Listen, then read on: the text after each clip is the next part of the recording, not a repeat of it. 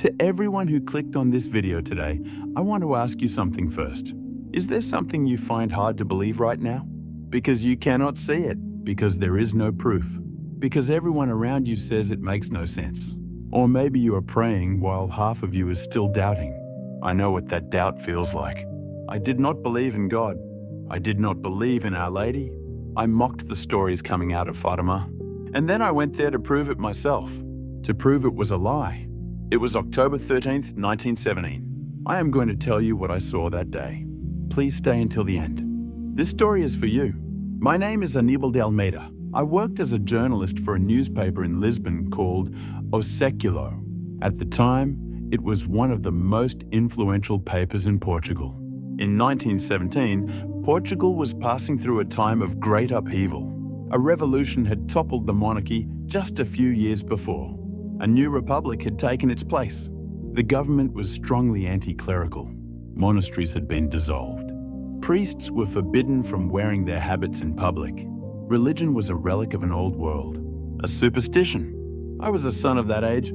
I had a university education. I believed in reason. I believed in science. I believed in evidence. If I could not see it, if I could not hold it, if logic could not explain it, I did not believe in it. That was my world. Then one day, in the summer of 1917, my editor came to me. Almeida, something strange is happening in Fatima. It is a small village. 3 shepherd children are claiming they have seen Our Lady. Every 13th of the month, they say. People are gathering. The crowds are growing. And the children have announced that a miracle will take place on the 13th of October. He paused for a moment. Go and expose it as a fraud. I agreed without hesitation. There was no clearer assignment than this. A miracle with a date announced in advance, through 3 peasant children. If nothing happened on October 13th, it was finished. The deception would be laid bare. I began investigating Fatima. Fatima was a small village about 130 kilometers north of Lisbon. Strange rumors had begun spreading there since May of that year. There were 3 children. Lúcia dos Santos, age 10. Francisco Mato, age 9. Jacinta Mato, age 7. They were cousins, shepherds. They tended sheep. On the 13th of May, while grazing their flock in a field called the Cova da Iria, they said they had seen a light. And within that light, they said, Our Lady had appeared. She had spoken to them. She told them to return to that place on the 13th of each month. The children came home and told what had happened. At first, no one believed them. Not their parents. Not the village priest. He was skeptical. But on June 13th, the children went back. A few people followed. The children saw something again. The rumors spread. On July 13th, even larger crowds gathered. And that day, Lucia reported that Our Lady had said a miracle would occur on October 13th. A miracle that all could see. That was why I had to go. The date was set. October 13th. I would be there. I would record that nothing happened. And I would return and write the story. A fraud. Exposed. On the night of October 12th, I left Lisbon. I traveled with a cameraman. I do not remember his name now. He was a young fellow, skeptical like me. On the way, we talked about how absurd this all was.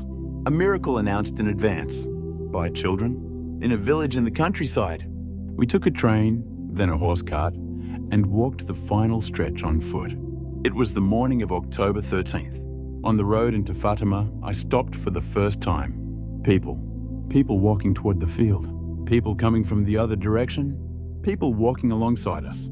So many people that the road itself disappeared beneath them. All of them moving in the same direction. I stood and watched for a long moment. The final count was 70,000, a number equal to an entire provincial city in Portugal at that time. They had come from everywhere. Farmers, merchants in white collars, old men leaning on walking sticks, mothers carrying children in their arms, and journalists like me with cameras, with notebooks. I opened my notepad and wrote, Morning of October 13th, road into Fatima. Tens of thousands of people moving toward the Cova da Iria. The cameraman said to me, Almeida, are there really this many people? I said, all the better. When nothing happens in front of 70,000 witnesses, this story will never be told again.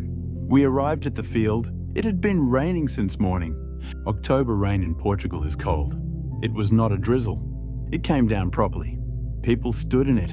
Mud gathered underfoot. Some had umbrellas, but they were not enough. People were soaked, and still they did not leave. That struck me. They believe it, I thought. They believe so deeply that they stand in the rain. I felt sorry for them. When nothing happens this afternoon, how crushed they will be. How hollow. They will walk home through the rain carrying that emptiness. I kept writing. By approximately 9 in the morning, roughly 70,000 people have assembled at the Cova da Iria. Despite sustained rainfall, the crowd holds its position. Around 11 in the morning, the 3 children arrived. Lucia stepped forward, a 10-year-old girl, small, but her face was different. There was no fear in it. It was not the face of a child standing before 70,000 people. I wrote it down. 3 shepherd children arrive. Lucia dos Santos, age 10, expression calm. Lucia began speaking. I could not hear her from where I stood. The distance was too great. People near her relayed her words afterward. She asked the crowd to pray the Rosary, and she said they were waiting. The crowd grew quiet. The rain kept falling. I waited too, waiting for nothing to happen. It was around 1 in the afternoon. Lucia seemed to see something. She fixed her gaze on a point in the air above her. Her face changed. Those nearby relayed her words. She said Our Lady had come. She was speaking with her. I wrote it down. Lucia, gaze fixed on a point in the air. Speaking, content unknown. Then Lucia pointed to the sky. 70,000 people looked up at the same moment. I looked up too. It was 1:17 in the afternoon. The rain stopped in an instant, not gradually.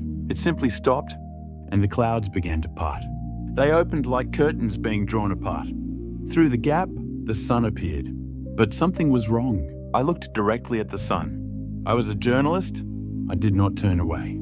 It did not hurt my eyes. It was the sun, but it did not hurt to look at.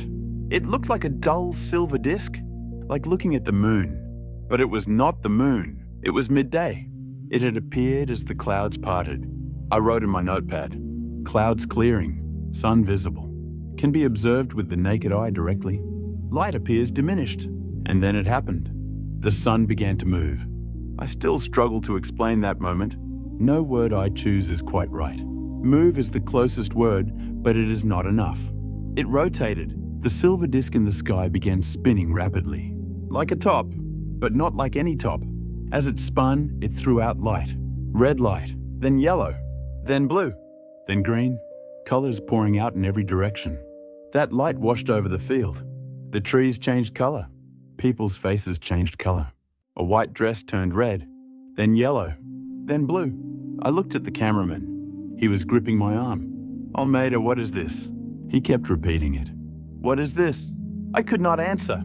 The notepad was still in my hand, but the pen would not move. Sounds erupted around me, small at first, then building, screaming, praying, weeping. Thousands, tens of thousands, all at once, began dropping to their knees. In the wet mud, as they were, they knelt. The silver disc rotated one way, then the other. The colors shifted. The entire field changed with them. I held my breath. It made no sense. I was trying to find an explanation inside myself, the way a journalist does. An atmospheric phenomenon, a refraction of sunlight through clouds. There must be an explanation. But what happened next had no explanation. The sun began to fall. The sun. That silver disc in the sky. It began descending. It came down in a zigzag, not a straight drop. It swayed from side to side as it fell, the way a leaf falls from a tree. But it was the sun, coming down from the sky. Heat reached me. Radiant heat rolled down through the air. It was October. The air had been cold. But now there was heat, real heat. 70,000 people screamed at the same moment. I screamed too. I am not ashamed of it now. There was no one who did not scream in that moment. Believers and unbelievers alike. Doctors, journalists, farmers, merchants. 70,000 people, all of them. I thought I was going to die. I genuinely believed the sun was falling to earth. That this was the end. That the world was ending. And then it stopped. The sun rose back into the sky. The same way it had come down, it went back up and returned to its place. as though nothing had happened at all. The sky was calm. The sun was the sun again, bright. It hurt to look at. I was gasping for breath. I looked around. People were standing. Some were sitting. Some still on their knees.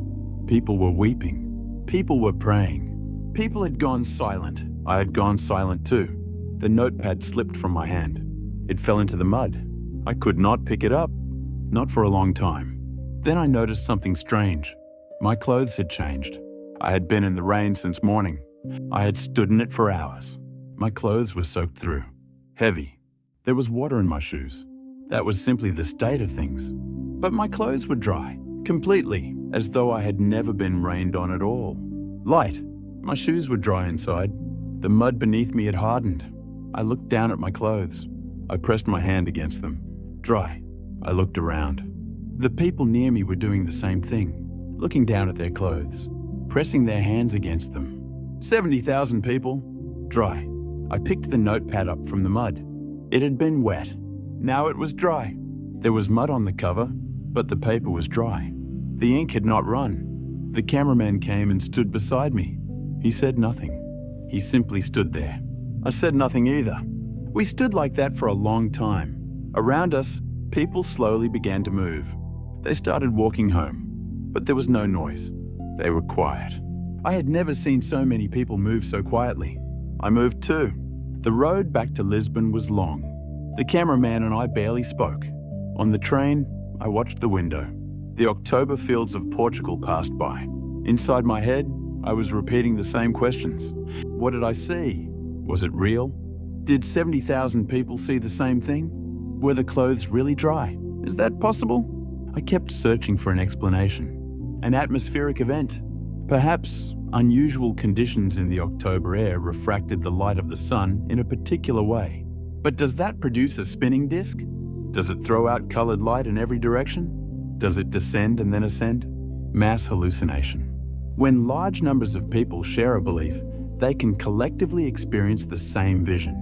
But 70,000 people, including those who did not believe, including doctors, including journalists, including me, the drying of the clothes. This could not be explained by mass hallucination. Hallucination can alter what the eyes perceive, but the dryness of the clothes was something felt. Weight, the absence of water in the shoes. I had no answer. I arrived in Lisbon. My editor was waiting. Almeida, how did it go? Was it what we expected? Did nothing happen? I could not speak for a long moment. He asked again, Almeida, what happened out there? I reached into my coat and brought out the notepad. Mud on the cover. I held it out to him. He looked at the notepad. Then he looked at me. Write the story, Almeida. By morning, I sat down at my desk. A blank page was in front of me. I picked up my pen. There were two things I could write. I could write that nothing had happened, that no miracle occurred, that the children had lied, the crowds had been deceived, and Fatima was a fraud. That was the story I had gone there to bring back. Or I could write what I had seen. I was a journalist. A journalist writes what is true, not what is comfortable, not what he already believes, what he has seen. I had seen something. The pen began to move. I wrote through the night. The sun rotated. It threw out colored light in every direction. It descended from the sky and rose back up. 70,000 people witnessed it. Among them were doctors, journalists, people who did not believe, and clothes that had been soaked through since morning were completely dry immediately after. I wrote the final line. I am an atheist, but I am a journalist. I write what I have seen. The next morning, my article ran on the front page of O Século. The headline was this: a stupendous event, how the sun danced at Fatima. Portugal was turned upside down. O Século was an anti-clerical paper, a paper friendly to the Republican government, a paper critical of religion. And yet its journalist, sent to expose a fraud, had come back with this. That article became the first newspaper report to bring Fatima to the world. I fought with myself for a long time after that day. What I had seen was real. What I had written was real. But what it meant was an entirely different question. To admit it was a miracle. That meant rebuilding my entire world from the ground up. Everything I had constructed through reason. Everything I had trusted in science. Every certainty I had held that religion was superstition. That was not easy. I kept searching for explanations. I asked experts, astronomers, meteorologists, ophthalmologists, psychologists. None of them could explain it. Years passed. I kept thinking about Fatima. The memory of that day did not fade. The sun rotating, the light washing over the field, the heat coming down, the moment I believed I was going to die, and the clothes dry. One night, I had been sitting alone for a long time, thinking, and a thought came to me. Until now, I have believed that if something cannot be explained, it does not exist. But is that right? Is the inability to explain something the same as that thing not being there? There are things that cannot be explained. Physics cannot explain why gravity exists. It can describe it, but not why. Science cannot explain how consciousness arises from matter. No one can explain why the universe exists at all. The inability to explain something is not the same as its absence. That was where I began. I returned to Fatima. Not once, many times. I met Lucia. She had become a nun by then. I asked her about that day, what Our Lady had said. Lucia told me she asked us to pray the Rosary, to offer sacrifice for sinners, and she said she wanted peace to come to the world. I sat with those words for a long time. She did not ask for miracles. She did not ask for anything extraordinary. She asked for prayer. That was all. I found that strange, in a good way. If this had been a fraud, the message would have been different. Follow me. Join this group. You must believe this to be saved. It would have used fear. It would have demanded exclusivity. But the message was not that. Pray the Rosary. Sacrifice for one another. Pray for peace. I found that simplicity convincing. The simple tends toward truth. The complicated tends toward manipulation. I did not come to faith in a single day. It took a long time. I resisted. I retreated. The doubt came back more than once. But in the end, I accepted what I had seen that day in Fatima.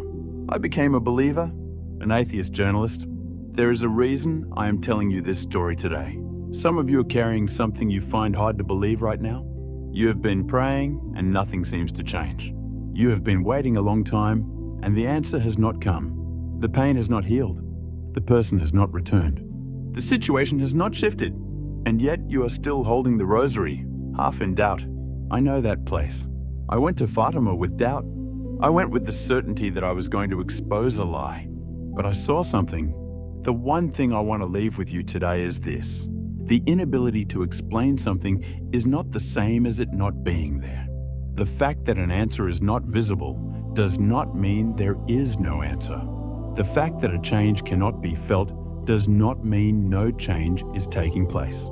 The fact that something makes no sense right now does not mean it has no meaning. I saw the sun move over the COVID area, but what stays with me more than anything else is something different. 70,000 people dropped to their knees, in the mud, still wet, in the middle of fear. And in that moment of kneeling, their faces changed. There was fear. But it was not only fear. There was something else. I cannot name it precisely, but it was there. The Rosary is like that. It makes no logical sense. You hold a string of beads in your hand and repeat the same prayers. Reason cannot account for it. But I know this. The act of holding it, the repetition, the simple act of being present to it, something happens. Not in a way the eyes can see, not in a way the hands can hold, but something happens. In the field at Fatima, the wet clothes dried. Clothes soaked through since morning were dry after. The weight was gone. The Rosary does that. Bring your heavy things. Fear, doubt, grief, old wounds, prayers you have prayed for a long time with no answer yet. Bring that weight and take hold of the Rosary. I cannot tell you when or how, but what is wet becomes dry. What is heavy becomes light. I saw it in the field at Fatima. A journalist who went there to mock. October 13th, 1917. The Cova da Iria, Fatima, Portugal. 70,000 people's clothes dried. The clothes of 70,000 people who had stood in the rain since morning. In a single moment, I felt it in my own body. The weight lifting. I had lived as a journalist, a man who wrote facts, an atheist. I had gone there to expose a fraud, and I wrote what I saw, because there was something to see. The mockery became testimony. That testimony brought Fatima to the world. And Fatima is still there. 100 years later, you may have already seen something too, something difficult to explain. But there was a moment when you prayed and a strange peace came. A moment when you picked up the rosary and something shifted.